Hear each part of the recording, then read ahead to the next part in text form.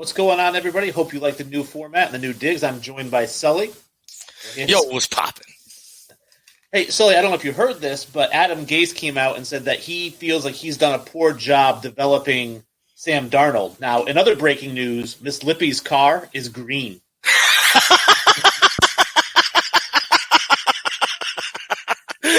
Hey, I had no idea you were going to do that. This is not planned at all, folks. That was hilarious. That was fantastic. Adam Gase is the biggest joke of the NFL right now. How he still has a job is unbelievable.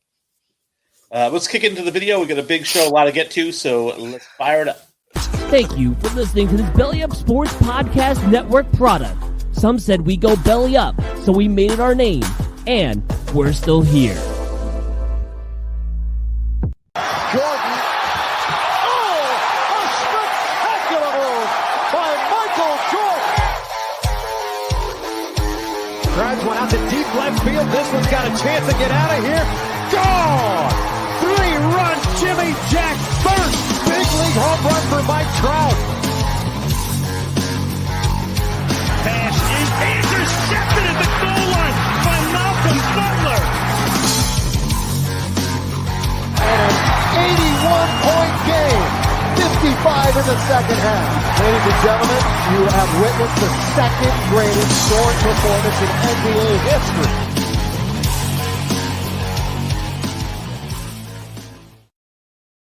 That was our intro. You may notice a little bit of a different screen setup. Obviously, we skip down. You can see a scrolling list of topics. So you can see the upcoming topic, what we're talking about now, and what we just talked about. Before we get into all of that, obviously, we got a comment right off the bat. Jesse, love you boys. Jesse did a solo show pretty much by himself the other day, which we certainly appreciate because my power went out. Yeah, I've been, having some personal things go on in my life like we all do. So Jesse's been nice enough to fill in for me here a couple of times, and I appreciate it. And Jesse held the fort down, man. He did a great job. If you're looking at where to find us, you're watching us right now on YouTube Live, Facebook Live, or Twitter. Otherwise, you can find the audio formats in a few hours after the show on iTunes, Spotify, Stitcher, and Amazon Music, as well as the show will be tomorrow on YouTube. You can find a replay of it. I do encourage you, because like I said, we do a lot of videos and overlays. The overlays kind of getting a little bit, weeded out as we do more video type stuff. Social media, obviously, it's the next thing on the board. Where you can find us is Infinity Sports Podcast on Facebook, Instagram, and at Sports Infinity 5 on Twitter, as well as the website, www.infinitysportspodcast.com. Visit the store. We have great stuff there, Infinity Sportswear, as well as Failure is a Choice, a nice little motivational thing. They have them on the tank tops. You want to work out at the gym with those. Tom Brady wore it when he signed with the Buccaneers. Other than that, the show is brought to you by Invader Coffee. They're a big sponsor for Belly Up Sports. We are on the Belly Up Sports Network. Invader Coffee, I do encourage you guys to check them out. They're 100% organic, 100% air roasted, 100% money back. You get 100% money back. It's veteran owned, so definitely support the troops, support the show. Enter the code BELLYUP, 15% off your entire order. I'm going to have to get my second order, man. I unfortunately left the coffee up at the other spot, so I'm going to have to get me some more coffee, man. Well, obviously, you can see the scrolling. The next big thing we have, we're not doing the news section necessarily. It's all news. And the big story that we're going to start things off with is Nate Robinson getting KO'd because this became a meme that lit up all sorts of social media, that him just laying there unconscious by Jake Paul. And here's the thing that I don't understand. Jake Paul basically now says he wants to fight Conor McGregor in a boxing match. Now, Conor McGregor has boxing experience, not just against Floyd Mayweather, but he's a boxer. And I think that Jake Paul should learn a lesson from his own fight, which is don't go in over your head. Nate Robinson was over his head because Jake Paul has a boxing background. Jake Paul, you would get destroyed by Conor McGregor. Absolutely massacred. It wouldn't even be. It would look exactly like the Nate Robinson fight. I'm so glad you have this. The way he falls is just hilarious to me. He has a nice little combo. The right uppercut, right hook combo. I love it. It's a great combo. And he just lays him out with it. Obviously, I think Conor McGregor would dog him. It wouldn't even be a fight. I truthfully don't think they could ever make it happen. Jake Paul obviously is just going for a payday at this point. He calls out Conor McGregor. Conor McGregor signs on to do this fight. I mean, Conor McGregor ends up making what, 50 mil, and Jake Paul ends up making 20 mil. You know what I mean? So it'll be Jake Paul's like biggest payday for sure. Yeah, I don't even know if it'll be that big of a. I mean, I would think I would do the whole Mayweather thing if I was Conor McGregor. I was like, listen, I'll fight you, but I'm taking 90% of the purse. Yeah, which I mean, he probably will too. Honestly, and it would still be Jake Paul's biggest, payday kind of thing. I mean, it can only go good for Jake Paul, and it can only go bad for Conor McGregor. Is kind of my take, but I still would like to see it happen just because I hate Jake Paul and I'd love to see him knocked out. Now, this was the undercard, I think, for the Tyson McGregor fight. Well, Tyson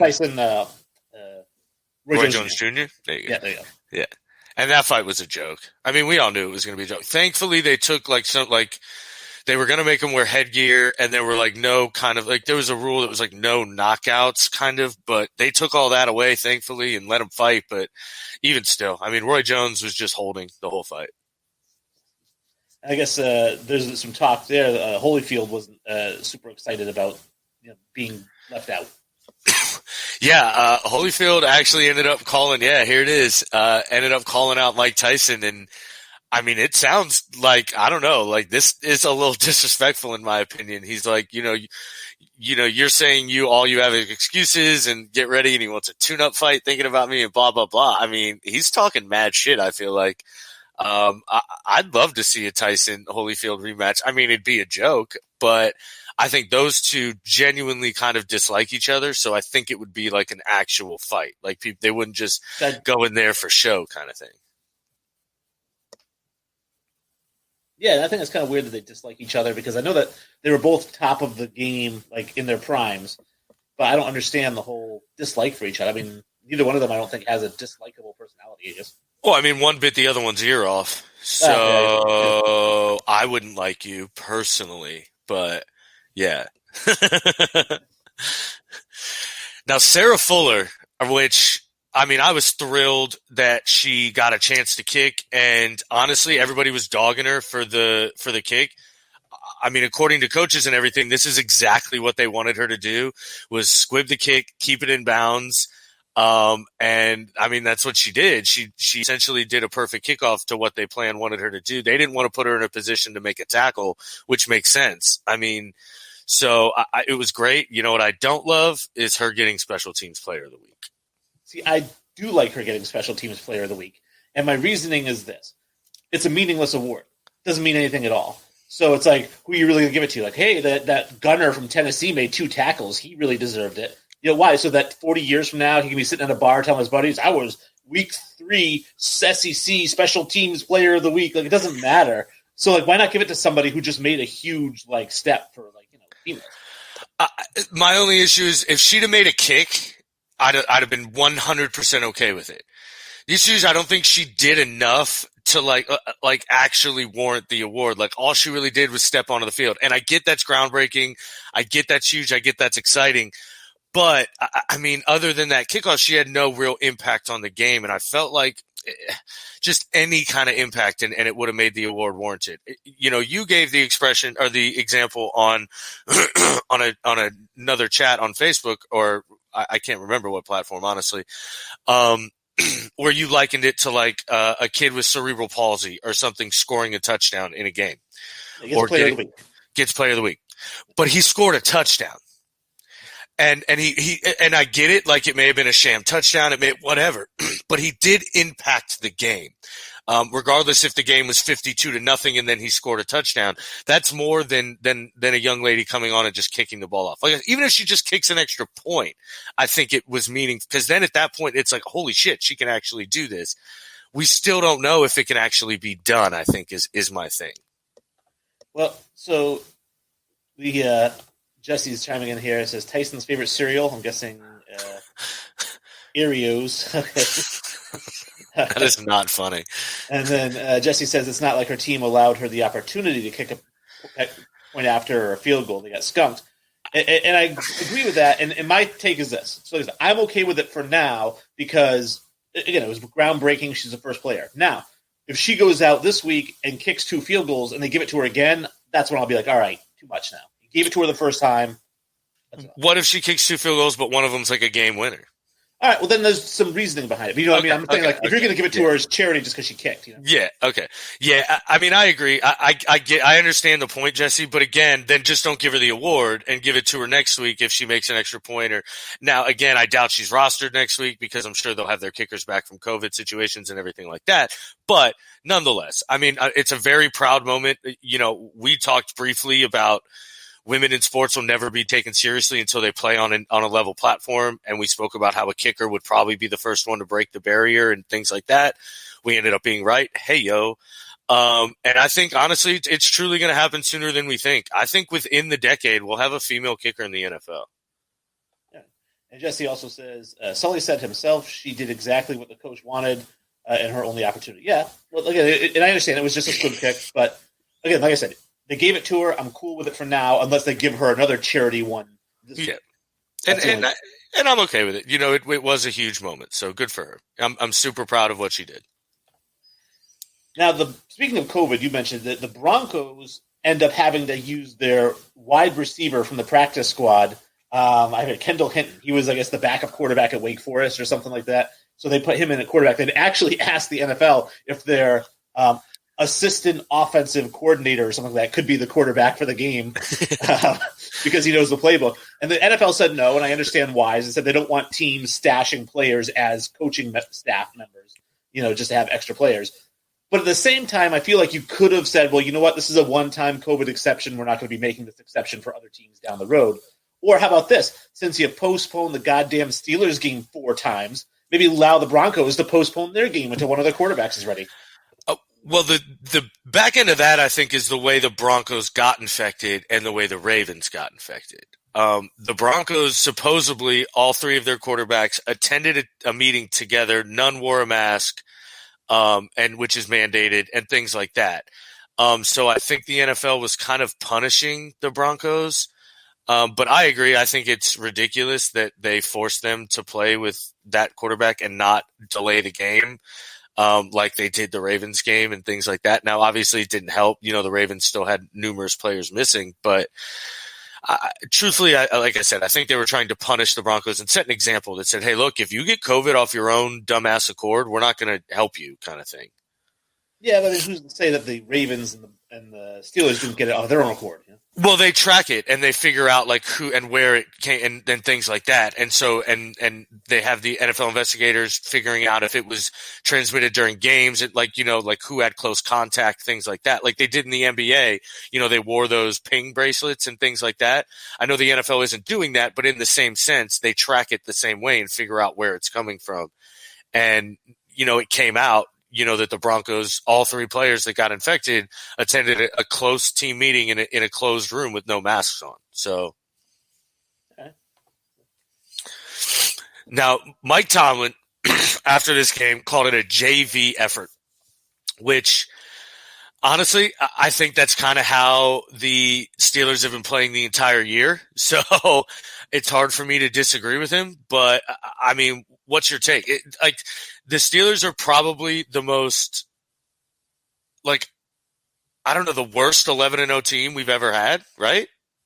I don't like to say the worst 11-0 team because I do think that, 11-0 is still good no matter who you're playing. I know people are like, well, they played the Browns who are overachievers, and they played this team who didn't have a quarterback, and they played this team on short notice, and people are coming up with excuses for their 11-0, but it's the NFL. If you're 11-0 in the NFL, it's impressive. I don't know. I think they could still finish 16-0. They always find a way to win, and as ugly as it is, 16 ugly wins is better than 15 blowouts. And to be fair and completely, I will never not give this kid his respect. TJ Watt's arguably the best pass rusher in the NFL right now, not named Aaron Donald. The guy is insane. He's first in sacks, first in pressures, first in pressure rate, first in win rate. The kid's just absolutely dominating this year. Now we'll see. They just lost Bud Dupree, but TJ Watt's an absolute animal. Minkah Fitzpatrick, all he does is find the ball. That defense is still great. I just feel like they play down to their kind and do just enough to win. You know what I mean? Like you said, they always find a way to win. Well, an 11-0 team shouldn't be finding ways to win, I feel like. But I mean, you can't argue. Like you said, a W is a W. I don't care how you get it. I mean, it still goes into the win column, and the other team still gets a loss. Yeah, and so I think that they are like the worst 11-0 team. I think it's tough to say because I'd have to go back and look at all the 11-0 teams' history. But, like I said, they're finding a way to win. If next week they win 13-10, that's another win. Now they're 12-0. It's true. I will say this. My wild-ass prediction that Jesse actually gave me a lot of credit for, and I appreciate it. Looks like the Browns are going to finish with a better record than the Ravens, like I said they would. I know. It looks like that way. I'm proud of that one. That one I'm proud of. I was so right about the Ravens, man. They fucking suck. Not having a great year, I guess. The other NFL news, this one really actually kind of pissed me off. I don't really have a video graphic for it, but apparently Michigan politicians had written a letter or gone to the Lions, and they said, we want Robert Saleh to be the head coach of the Lions next season, because I think he's the defensive coordinator right now for the 49ers. And I think he should be a head coach in the NFL as well. And I understand that he's from Dearborn, Michigan. It makes sense to have him there. Listen, there's still no clean drinking water in Flint. The unemployment rate and the murder rates are through the roof in Detroit, Michigan, or in Michigan in general. All right. And these people that you elected to take care of your state think the most important thing to do right now is to write a letter to the Lions about who the head coach should be. They should all just lose their jobs. It's just ridiculous. I mean, they really should. I mean, to be fair, before they even wrote this letter, they should have lost their jobs, because the fact that there's still no clean drinking water in Flint after almost a decade is insane. That town, that city, that state is, I mean, just in shambles, and like it's wild how it's just kind of left alone almost. It's just wild. Detroit's almost a third world nation. It's just wild to me. And yeah, I agree. Politics in general need to stay out of sports. 100%. That's just the way I agree. It's entertainment. It's an entertainment business. I don't want politics in it. I get, make your stand. Do that on your time, not on the entertainment's time. I'm all for that. Use your platform. Do what you got to do. But on the other side, politicians need to stay out of sports. Completely out of sports. And I've been saying this for years, because here's my thing is that we talk about tax dollars, right? And not to get too political, but we talk about like the waste of tax dollars in this country. It's like, I don't want my tax dollars going towards, unemployment or whatever. Well, whatever. I don't want my tax dollars going to the government asking Rafael Palmeiro if he used steroids. Exactly. That's the last thing I want. And it's such a waste, and it's asinine. It's retarded. Now, as the resident weed smoker here, my boy Josh Gordon is finally back. What do we think? Do we expect much? I'm going to tell you what, I truthfully don't. I don't even know if he's actually going to get legit playing time in these last two games. But, I mean, in the playoffs, I mean, if he has 1, 2, 3 big catches, I mean, he's totally worth it at that point. I think he gets a few looks. Again, it's going to be like he was in New England, where towards the end when he was getting 2 catches or maybe 3 targets a game, which is fine. I mean, if Josh Gordon's your guy getting 3 targets, that's a pretty good receiving core. And to have him out there with DK Metcalf, it's just additional riches for the Seattle Seahawks in terms of the passing game. I think what this really – the reason I have it on here is because Josh Gordon's career has been ruined by the NFL. Mm-hmm. I feel like I don't care what he does for the rest of his career. He murders somebody – I don't think he should be suspended ever again. They've completely ruined this guy. I agree. It's just unfortunate. They ruined his career, but I mean, he also did himself. I mean, marijuana has been banned for a long time in the NFL, and plenty of people have found ways around it and done things like that. As a person who uses, marijuana to deal with his anxiety, I completely understand his plight and his issue. But it's more of a case of timing. Obviously if he comes in the league this year, he can spend his whole career smoking weed because they don't test anymore. The NBA as well, which has thankfully come around and they're not testing also. So it's tough for me to blame the NFL because, I mean, when you know the rules and you still make the choices, I mean, at that point, you got to take some responsibility for yourself. Well, I'm saying that before he joined the Patriots, he was on a plane and he had a glass of champagne. And he self-reported. He said to the NFL, I said, hey, guys, I know I'm not supposed to have any alcohol because I'm in phase 4 of the program or whatever it is, but I was on a private jet. They had champagne to hand it out. I had a glass of champagne. I didn't get drunk or anything, but That's what I had. That cost him a year. Yes, but did that cost him a year, or because he's in phase 4, or did the 3 other times that he failed drug tests cost him the year? Which is all marijuana. Which is all marijuana, which I get, and yes, the last year was probably, I mean, that right there, I mean, yes, we can all agree that's over the top. The NFL cost him a year. But again, he made those choices to smoke instead of finding alternative routes to dealing with whatever struggles he was dealing with that he needed the marijuana for. Even as a guy who smokes, it's tough to sympathize, with that when, you have the ability to make a choice and have this career and you chose weed instead. But well, a question that came up, obviously huge game for Tyreek Hill this past week. I think it was the number 1 fantasy output in the history of fantasy sports, is that, Tyreek Hill had 269 yards or something like that receiving. And my question for you is, because this came up after the game, which was, how good would Patrick Mahomes be if he didn't have Tyreek Hill and Kelsey and Clyde Edwards-Helaire and Sammy Watkins? And I said, listen, he has all the weapons in the world. I'm not going to pretend he doesn't. But at the same time, you know what Patrick Mahomes would be without all those weapons? The best quarterback in the NFL. Exactly. And that's the only answer. Yeah, he has weapons, but he also elevates all those players, to their insane ability and things like that. Do we really think Tyreek Hill and Travis Kelce would be number 2 and number 3 in the NFL in receiving yards if it wasn't for Patrick Mahomes? No. I don't think so. There's no way.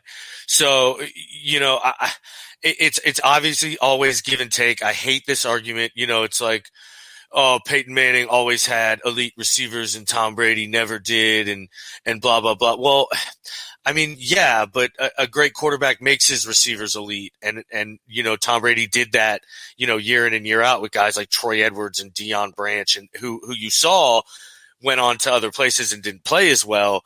But nonetheless, I think it's more of a symbiotic relationship. So I think quarterbacks will be great other places. Wide receivers, I think, struggle to be greater in other places.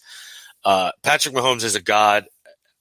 I mean, honestly, if he wins the MVP in the Super Bowl this year, he's in my top 5 quarterbacks of all time. He's phenomenal. And just watching him being able to throw on the run, across his body, different arm angles, throw it underhand, throw it left-handed. It's like, what can he do? He can scramble. He has pocket awareness. He knows how to move his body and get his hips and shoulders in position to make those crazy throws. He's just, I mean, it's scary to watch him play because he's so good and he does it in a way that we've never seen before. It's fun to watch. All right, now Jim Schwartz came out and popped off out the mouth, which I don't understand why these opposite teams constantly give players bulletin board material. And he came out and said, I was in Detroit when Megatron was there, and DK Metcalf is no Megatron, which I agree with. He's not. But why would you even say that? I mean, I don't understand why you would say that.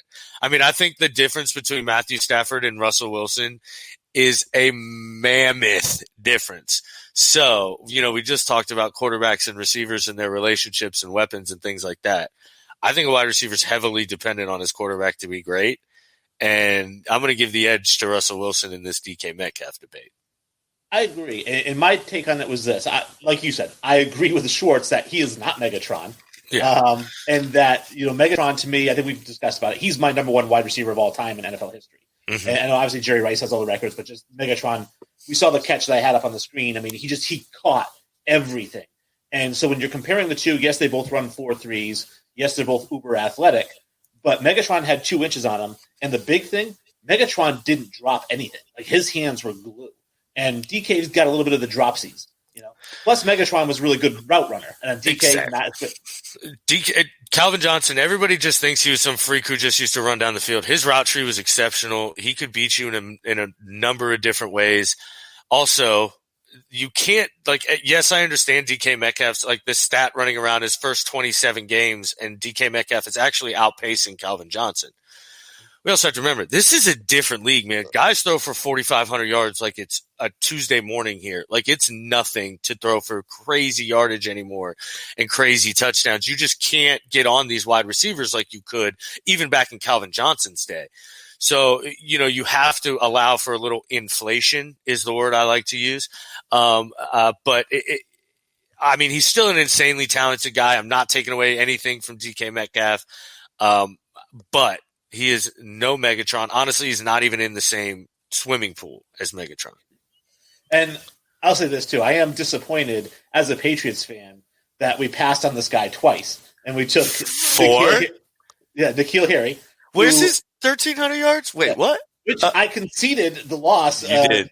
And I said, I'll get you that Tom Brady jersey. And you said, let's make it a Devin White. I see what's going to happen. The Chris Godwin's in the last year of his contract, but 14 is my favorite number, so I'd love to get a 14. But Devin White's, I think, my favorite player on the team. So I don't know. I may just go with the white Devin White jersey, man. But anyway, so I conceded. N'Keal Harry has not stepped up. I also think that he would have done a lot better with Jarrett Stidham at quarterback than he would with Kim Lee. Is he even going to get to half the? I don't even think he's going to get to a quarter of the yardage total that you said he was going to get to. He gets like 2 catches a game now. I know, it's so bad. It's bad. I don't get it. But heading into an area again where you're a little bit more of an expertise, we do have the Sully's top prospects. Which, why don't you kick things off here? I know you sent me a list, 5 guys. We do this, occasionally. I think every week we try to get 5 new players that we haven't talked about yet. And I'm sure we'll circle back around and start taking up other guys that we have talked about. But talk about Wyatt Davis. What's the deal with him? Now, Wyatt Davis, honestly, I thought he was going to come out last year. I truly did. Now, he's only got – last year was his first year starting. But, that year was – that good that he could have came out last year and 100% would have been a first round pick, I believe. He's just, it's so technically sound. And the word I like to look for when I'm talking about offensive linemen, and I said this last year, is balance. How often are you on the ground? You know what I mean? I don't want to ever see my offensive lineman on the ground, and he's never on the ground. The kid is a teaching tape kind of player. I really love his game. He's not a flashy guy. He's just really technically sound. The only issue he's got, 12 games under his belt total as a starter, I think. And Ohio State's not playing a ton of games this year, unfortunately, or fortunately, however you want to look at it. But yeah, the guy's a monster. I think he's going to be a really, really, really quality starter in the NFL. Well, Brandon Combs from TSS, Triple Shot Sports, joins us, says, "What's up, boys?" We appreciate Brandon giving us a watch. I do want to say this, congratulations to Brandon. Him and Michael Buckheiser, our old boss, I'll say, got a radio show Saturdays. So they're going to be doing that. And he told me about some other cool stuff that might be coming down the road. So very excited for Brandon and the direction that he's headed. Yeah, most definitely. They're doing very well over there, and congratulations to them, man. They obviously they were great folks. We loved them to death. So I'd love to hear their success. Now, I do want to say this about Wyatt Davis, to circle back around to that, is that when I was reading some scouting reports on him before the show, because I wanted to see how your scouting report compared to others, my favorite was somebody called him the Destroyer of Worlds. They said, and I think that's the greatest nickname ever. Yeah, it really is. Like, if he gets his hands on you, you're done. You're going to lose this. You're going to lose the rep. Plain and simple. He's physical. He's aggressive, and he's smart. He's really smart. Now, Sean Wade, again, another Ohio State Buckeye, coming off of, we'll call this cornerback university because they seem to just every year produce 1 or 2 first-round defensive backs. But what separates Sean Wade, I guess, from other defensive backs? Honestly, he can do a lot, and I think that may what it sets him apart. He's a big guy, like you see, 6'1", 195. This is the tape from last year. He played mostly out of the slot last year and was insanely productive. This year, he's an outside corner, and he's built like an outside corner. At 6'1", 200, he's long. And he's got to prove it outside this year, because, like I said, most of his snaps, almost all of them, came out of the slot last year. But he's proved it so far this year. He's taken one to the house. He's got some pass breakups and an interception that he just took to the house last year. he could really rise. He has an opportunity to really rise in the rankings because you just don't know what you're going to get at the beginning of the season, at least with him on the outside. So far, he's played pretty well out there. So if he can continue his play on the outside and look like a shutdown corner, then I think he's going to really, really, really have an opportunity to go high. He could go ahead of Caleb Fairley because we're actually seeing tape on Shaun Wade and we're not seeing tape on Caleb Fairley this year. Now, Brandon does chime in. He says, Nolan Bluffenberg from Air Force is probably the best offensive lineman coming to the draft. We haven't talked about him at all, huh? No, he's not. Penei Sewell is the best offensive lineman coming into this draft ever in the history of college football. I honestly don't know who that. I'm assuming you have some personal connection to this guy. Yeah. So, here's my thing on Shaun Wade is when I looked up the scouting reports on him. A lot of people compared him to Minkah Fitzpatrick and the fact that he can play all over the field and he's a very good tackler and he's got that kind of build. But they said Minkah had much better ball skills. So when the ball's in the air, Wade's usually not as good at locating it and getting his hands on it and catching it. Well, yeah, that's true. I mean, to be honest, that's most corners, and Minkah Fitzpatrick, I mean, as we've seen in the NFL too, he just has a knack for finding the football, plain and simple. I don't know how he does it. He's just one of those guys that, if the ball's in a spot, it's tipped at somewhere like that, he finds it. Like I said, Shaun Wade, like I said, made a great play in the Indiana game and, broke on a ball and took it to the house and looked, like I said, looked very good. But like I mentioned at the beginning, his versatility is going to be his key. He can be a shutdown slot corner. He can play that in the box kind of guy if you need him to, every now and then. And with the way these tight ends and running backs are catching the ball, you need a guy like that. So. Now, Christian Barmore, we're talking about large gentleman. This is on the other side of the ball. Very big guy. Yes, very, very big guy. Massively huge human being. Honestly, a little underwhelming. I expected a lot from him. A lot from Christian Barmore. I thought he was going to be honestly, I thought he may have like a Quinnen Williams kind of breakout. A lot of people did. And he hasn't quite been there yet. He is probably the best interior defensive lineman this year. Marvin Wilson is going to fight for that, but man, he's had a really bad year. He should have came out last year for sure. But I mean, you just can't argue 6'5", 310. He can play the 3-4 defensive end if you want him to. He can play a nose. He can penetrate. There's not a lot he can't do. But you just want to see it at a high level consistently. Now, the report I read on him is they said he's all power. He has a swim move, and that's it. So he needs to develop more moves to get into the Well, yeah, everyone. I mean, to be fair, I think every interior pass rusher does. He's still a redshirt sophomore. I mean, the kid's stupid young. But I'll tell you, he can get off really quick. So he may be all power, but when you're that powerful and you're getting off faster than the guy in front of you, it's going to equate to a lot of wins. He has the potential to be Chris Jones. I think that's his ceiling. I see a lot of Chris Jones in him. So I think that's kind of that's his high ceiling, I think. Well, Brandon comes back and says no personal connection to the Air Force guy. He said he just watched the film on him. He's hidden because he plays the Air Force. I'm sure. Obviously as it gets deeper right now, I'm just, getting into, kind of the main, top 50 guys, and want to scout them hard, but I'll look into them. I know this is a deep class. Trey Smith is incredibly talented too, coming out of Tennessee. We talked about Wyatt Davis, Penei Sewell. We'll get to Alex Leatherwood. We talked about Samuel Cosme. Walker Little. There's a lot.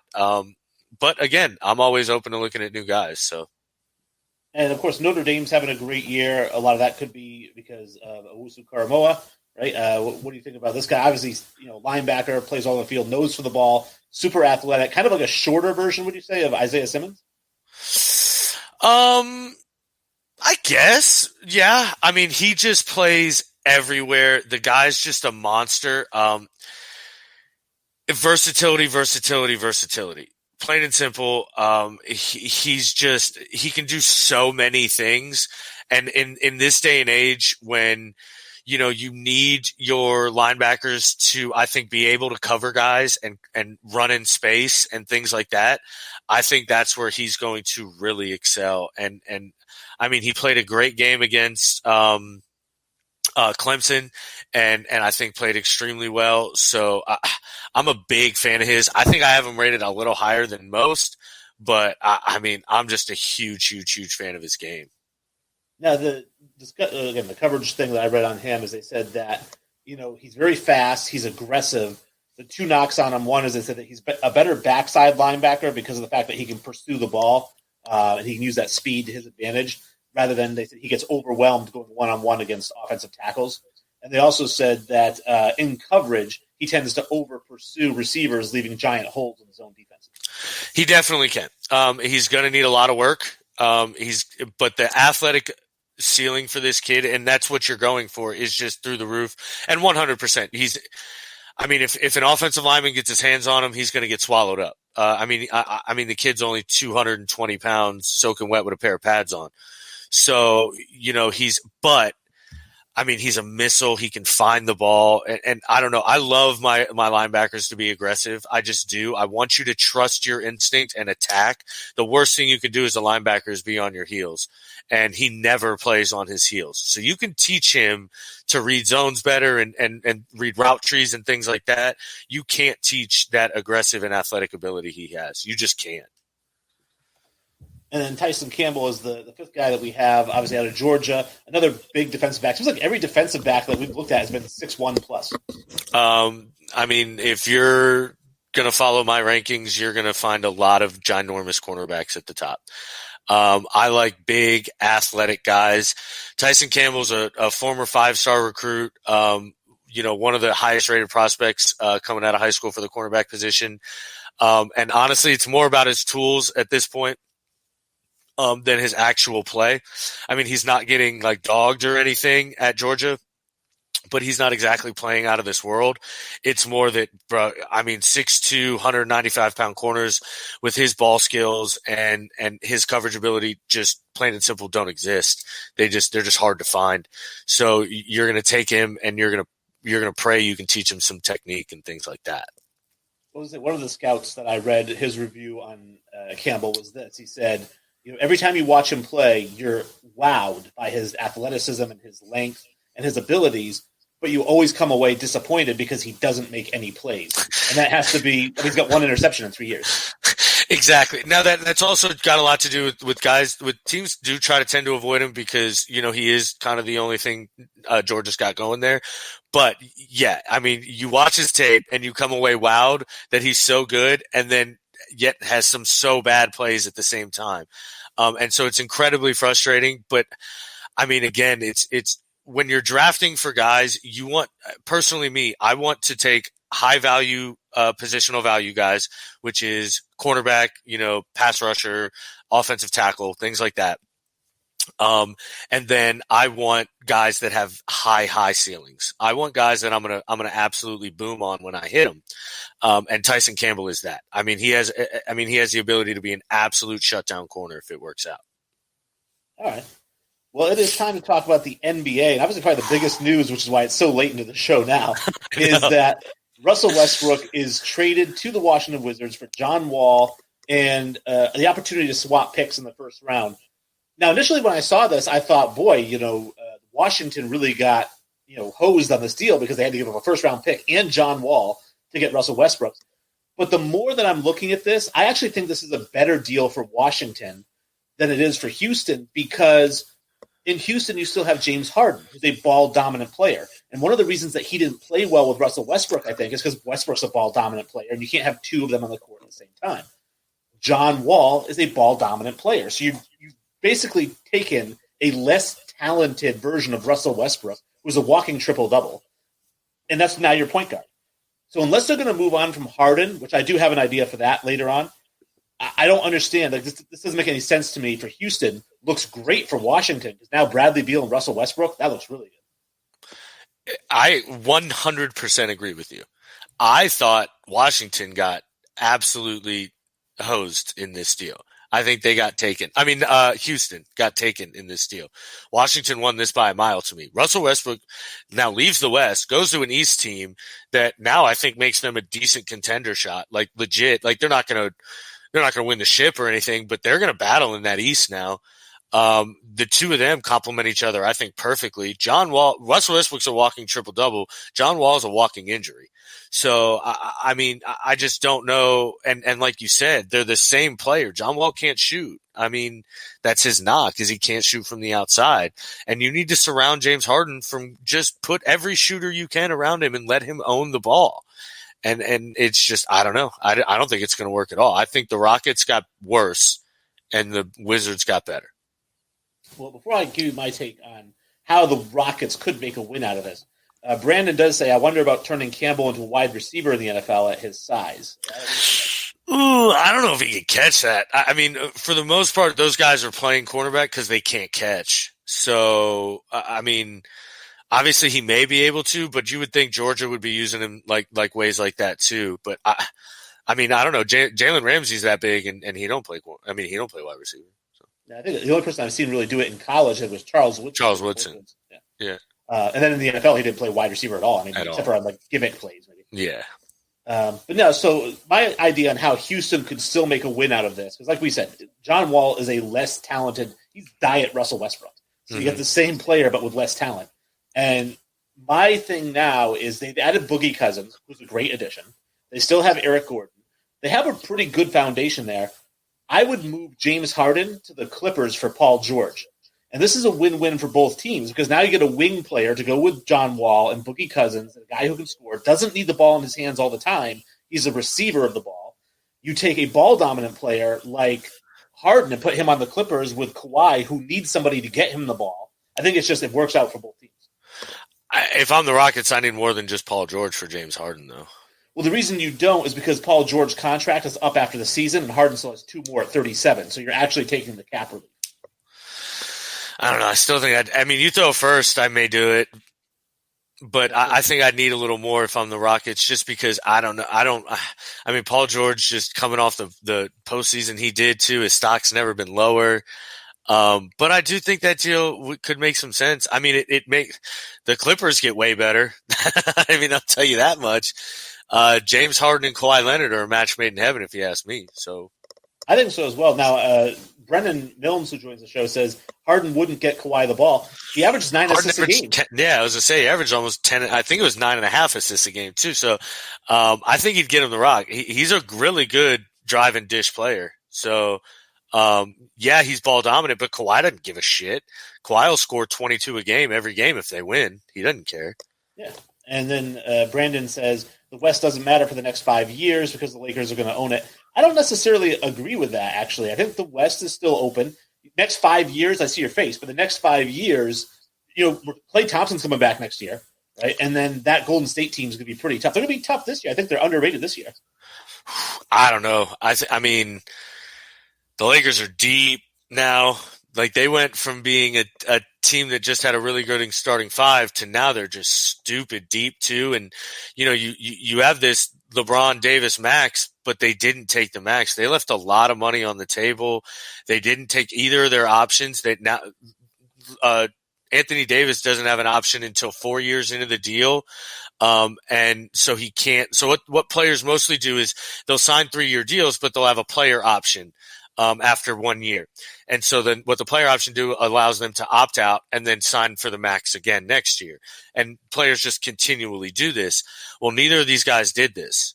So they're locked in to their, and they get all this money guaranteed. So they took the guaranteed money. Now there's a flip side to this is it helps the Lakers, but I think some of the players are worried about this revenue share and the revenues going down and the cap going down because of the way COVID hit this year and things like that. But I mean, they look scary. Montrezl Harrell and Dennis Schroeder, I think, are massively huge additions to this team. I agree. And I think that they're going to continue to add to the team with little pieces here and there that are just great. I mean, Jared Dudley's coming back. I mean, I know he's a 3-and-D guy. He plays defense and shoots threes. So, KCP's coming back, 3-and-D guy. These are the types of guys you need to surround LeBron James with for him to be successful. And then Anthony Davis is just that other superstar. And I think that, again, Montrezl Harrell is a great third guy. it's hard for me to say the next 5 years, especially with LeBron like signing the 2-year deal. He won't be around in 5 years. It's a 2-year deal, but he's under contract for 3 years. I think the big story is going to be, will the Lakers find a way to get Bronny on the team? 100%. I don't think that's even an option. Bronny will be on that team, and then it'll be Bronny and Anthony Davis coming up.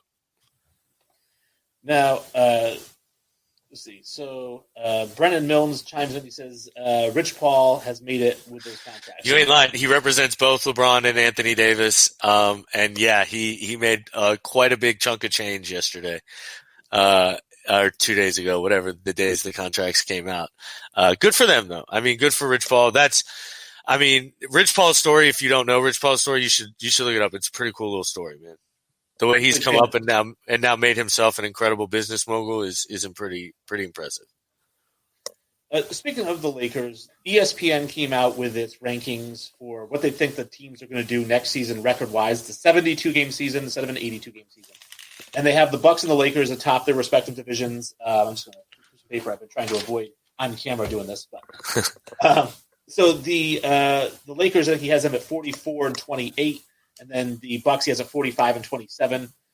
I guess. I mean, the thing with me with the Bucks is, they swapped Eric Bledsoe for Drew Holiday, which I think is an upgrade because Holiday is a better offensive player. They're both great defensive players. But I don't know. Are the Bucks and the Raptors, is that really where we're at in the East? That's still a 45-win team in the East? I mean, the Bucks are really good, and they have a very good, I think, team game plan that they play really good, efficient defense and try to keep teams, around that 100 mark. And if you're holding teams to 100 points, you're going to beat a lot of teams. I don't see any way the Lakers lose 30 games. I just don't. 28. I don't see any way they lose 28 games.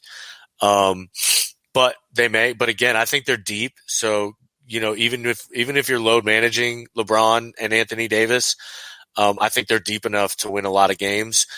But yeah, I mean, I really do. I think these are the two clear number one seeds. I truly do think they are. I don't see another team really pushing either. The Raptors, I think, are going to be, but I think people underestimate how comfortable it is to play at home and things like that. And now these guys are in Tampa for, half the year. They're not at home with their families and things like that. I think people are going to underestimate that. And I honestly expect kind of a down year from Toronto. Now, away from the top teams that ESPN predicted, there were a couple of teams that, you and I looked at and said, wow, I think these are really kind of weird records we have. Now, one of these is the Golden State Warriors.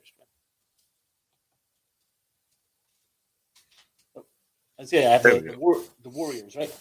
Yeah. At 31-41. Yeah. Which, I don't think either of us agree with. I don't. I mean, you don't. I get Klay Thompson's a big loss. I understand that, but I mean, I don't know. I still think that team's pretty good. I still think Steph Curry's, I think the best point guard in the league. Kelly Oubre is a huge addition to that team, and I think gives them a legitimate second threat. And I mean, James Wiseman, you never really expect a lot out of rookie centers, but I think he's athletic enough to make an impact. I don't think they're going to compete in any way, but 31-41, man, I don't see that at all. No way. No, James Wiseman's my rookie of the year. I mean, this guy, he's 7'1".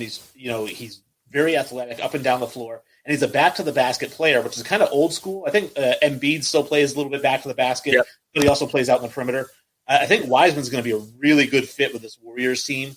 And the fact that he's going to get to play right away with Steph and Oubre and Green and Andrew Wiggins, let's not forget. Andrew Wiggins is a guy I thought would be a multiple MVP guy. And now he's getting a chance to start and show what he can do. I honestly, you're right. I've completely forgot about it. You think because I consider the small forward a little bit of a backcourt player. But you have, Wiggins, Oubre, and Steph Curry. Fuck. That's talent, dude. That's good. And, Brendan Milton says, what about my Celtics getting Tristan Thompson and Jeff Teague, or Miami? I think the Celtics are a team I always think should win the East because of their coaching. Their coaching is the best in the East, although Spoelstra is pretty good too. I still take Brad Stevens over him. I do like the addition of Teague, even though he's going to be the backup to Kemba Walker, who hopefully will come back healthy after the stem cell in the knee. See how that goes. And then Tristan Thompson's a great addition for them because they do like rebounding defensive big men. He doesn't have to score at all. He's basically, Enes Kanter, who they had last year, but he's, I think, a better rebounder and a better defender. I was hoping they would get somebody like a Hassan Whiteside. I thought would have been a good fit there. Yeah, I agree. And I don't get me wrong. I think they could obviously challenge them, and I'm not saying the Bucks will come out of the East and make it to the championship game. I'm just saying I think they're the clear number one seed at this point. Miami has a lot of young talent that played exceptionally well over the stretch, but I don't think anybody thought they were the most talented team in the playoffs. And then obviously Boston, they're very strong. A lot I think is going to depend on what Wayne said, with Kemba coming back in that knee. If Kemba can come back and he can play near 100%, I mean, that team's going to be really good. I don't think the loss of Gordon Hayward's going to hurt all that much. I truly don't. Jason Tatum and Jaylen Brown, I think are elite stars in this league. So. And then, hey, Driz Pablo says, Brandon. No, take that. That's a spam. Oh, that's right. All right. Yeah, that's another spam. Gotcha. All right. So, Wiseman's a stud. Minnesota gave Golden State a gift. Yeah. I mean, I don't know, because I think Anthony Edwards would have been an insane fit on Golden State, especially with Klay Thompson just going down. Now, talking about the East, this is a team, the Hawks is a team that they have the predicting going 36-36. A lot of this is going to fall on their head coach, Lloyd Pierce, who's got a .329 winning percentage, which is not great. But you look at this team with Trae Young, who was fourth in the league in scoring and second in assists last year. I love to bring up the fact that he's the only player in NCAA history to lead the league in points and assists in the same season. Nobody's ever done it in the NBA. He's going to do it, and he's going to be the first guy to do it. 30 points and 9.3 assists per game. I mean, he is just lights out. It's only his second year. John Collins has been fantastic, 20 points and 10 rebounds a game. They added Clint Capella. They drafted DeAndre Hunter and Cam Reddish last year. They drafted Onyeka Okongwu this year, who's kind of like a John Collins type, 6'9", rebounding type of guy.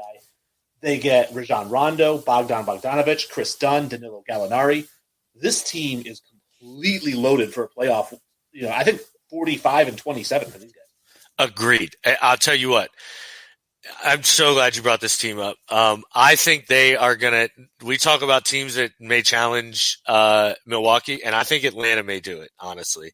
When we do our NBA preview and things like that, and we actually give our what we think records are going to be, I think I'm going to have them finishing as my number 2 or 3 team in the East. They're going to be battling with Boston. I'm so glad you brought it. I think Bogdan Bogdanovic is an incredibly good signing. The Chris Dunn get was huge. Clint Capella, I love the way they drafted. I'm really excited for this team. I truly am. I think they're going to be great. I know you love Trae Young. I know you're probably higher than I am, but I still think he's an elite player and has the ability to make his teammates better. And I think that's going to be huge for this team. I'm really excited to see them play basketball, honestly. All right. And then a team that you liked or you thought was under appreciated in the West was the Sacramento Kings, right? Yeah, they're my Atlanta Hawks in the West for me. I think this team, I don't remember. Yeah, they had them 35-37. I think this is easily a 40-win team. I mean, I love everything I'm a big De'Aaron Fox fan. I'm a big Buddy Hield fan. I love the way they play together. Marvin Bagley, Harrison Barnes. The Tyler Halliburton pick, I think, is fantastic. They ended up getting Hassan Whiteside, which gives them a full, real inside presence and a guy that's going to bang boards and things like that. I like the way this team's set up. I really do. I think they can be sneaky good in the West. Yeah, I mean, the reality is, too, we didn't even mention Jabari Parker, who, if he's healthy, is another great. Jabari Parker, that's what I mean. Like, I think this team's got I think they're super deep. They got a ton of talent. I mean, Brennan says, I will be betting heavy on Atlanta at the beginning of the year. I agree with you guys. Very underrated. Yeah, I mean, that roster is just loaded. I mean, loaded roster. A team that I have in the West here, obviously the Suns, they have them going, They have the Suns going 39-33. I actually think that's an over of what I think they're actually going to do. I know everyone got really high on them because they went 8-0 in the bubble, and they looked really good. And obviously they do. I mean, the signing of Chris Paul is ginormous for the Suns team. But I'm looking at this team with Devin Booker, who I think is not that great. He scores a lot of points. But he takes a lot of shots. He's like a poor man's Kobe Bryant, a really poor man's Kobe Bryant in terms of how many shots he takes and scores. I'm not a huge Michael Bridges fan. I love DeAndre Ayton, but I just don't think that team has it. I'm thinking 30-42 for this team. I think that they way overestimated on the Suns. See, I think they kind of got this one right, honestly. I like this roster. Mikal Bridges, I think, is a legit number 3. Jay Crowder, I think, can ball, and I'd really like the addition. Langston Galloway can do his thing every now and then. I don't think they're going to be in that actual contending spot because I don't think they have enough depth when it's all said and done. I mean, I like what they can do, but, like when we listed Sacramento, I mean, we went 10, 11, 12 deep on that team, the Phoenix Suns, but I think they're top 3, and this isn't even counting DeAndre Ayton, in Mikal Bridges, Chris Paul, and Devin Booker. That's talent, man. They're going to score a lot of points. They're going to be tough. And then if DeAndre Ayton can progress and become the Hakeem Olajuwon type, I think most of us thought he was going to be. I mean, wow, that team could be really good. But I think 35 wins, 39 wins, what they have is pretty okay. And then, of course, your team in the West. This was a team that you mentioned to me that I didn't consider is the Memphis Grizzlies.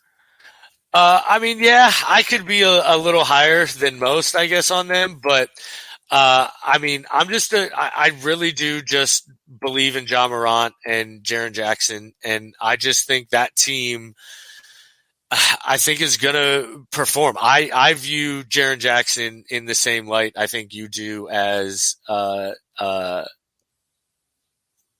Trey fucking Jesus. Jaren Jackson, Trey Young, really?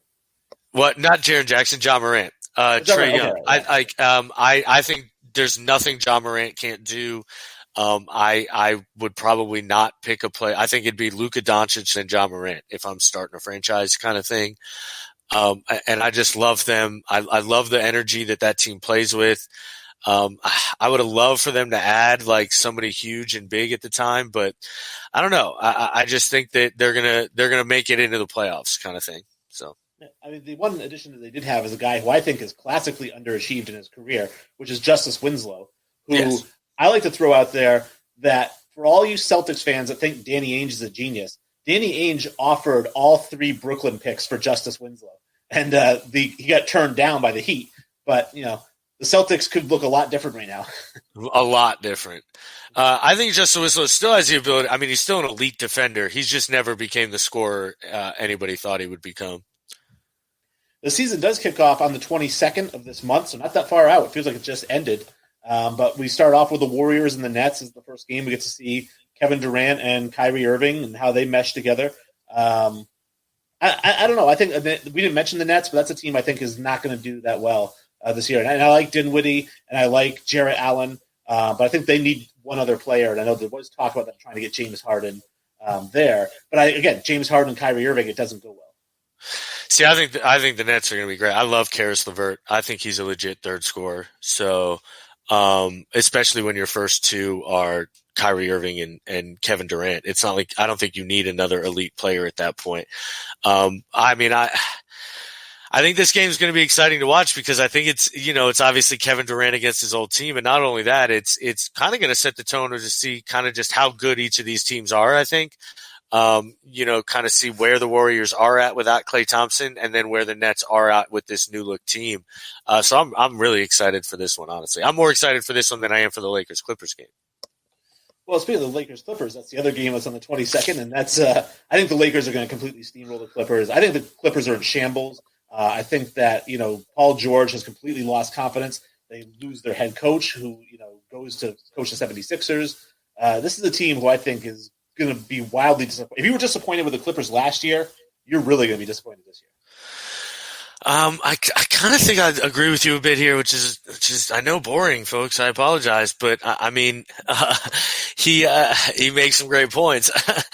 I also think they lost a lot of their depth. I mean, losing Montrezl Harrell hurts. I mean, it just does, plain and simple. You know, when you lose the sixth man of the year, it's not going to be a good loss. And also, I think it you talk about how it can fuel fire, but I think it's more going to drive a wedge. There's also all these reports now that Kawhi Leonard isn't a good teammate and was showing up late to practices and was kind of managing his own load management in a way, saying, hey, I'm going to sit out today and things like that. So, there could be trouble in paradise over there, but yeah, I expect the Lakers to steamroll, honestly, especially Christmas Day, prime time. LeBron's going to want to put on a show, man. And before we kick it to Kenny, I do want to say thank you to everybody who tuned in. Hopefully you like the new format with the scrolling topics, and hopefully we've impressed you with our video overlays, and hopefully you guys tune in again when we come back on Monday and we talk about the NFL and what goes on this weekend, as well as college football. And it's great to have Sully back, so it's been lonely. I know. I'm glad to be back. I appreciate it. Obviously everybody deals with personal things in their lives, and I'm just going through something right now, but we'll get out of there strong and power through, baby. That's what we do. So, I appreciate you sticking with me and Infinity Sports till we die, baby. All right, Kenny. Hey, where are we at in the show? How much time do we have left? It's over! It's over!